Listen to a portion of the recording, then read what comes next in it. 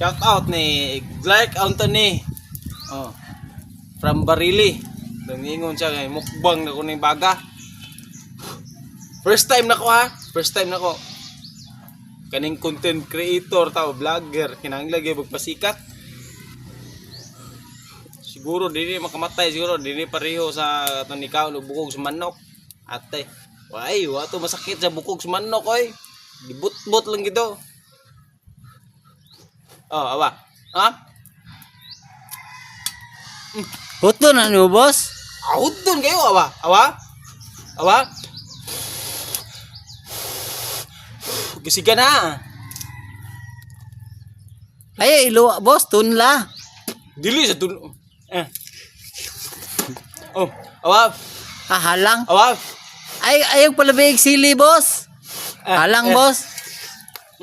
Halang. Clark Anthony ha, from Barili. Barili, Cebu, South. Bora request mo. Tunla, boss. Tunla. Wah, mo request nyo ha. Busy kaya buhay tapang mo ni buhata. Yawa, wa ka kahibaw gani. Wa ka buhat ni sukat-sukat. Sige lang kang ka-edit. Asumba ba? Kay, kasakit ano, boss, oy? Gikuwangan mo. Kuha po gain. Oh. Huwag lain.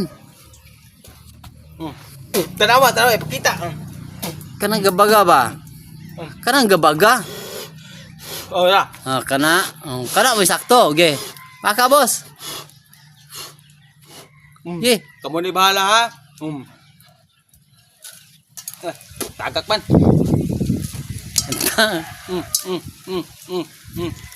Grabe mo kaom ni sig uling oy. Uling gabaga ba? Milagroso kay tuwana oh. Uling gabaga gikaon. Lo grabe jud tuwana jud. Oh? Gihimong si Charon ng uling.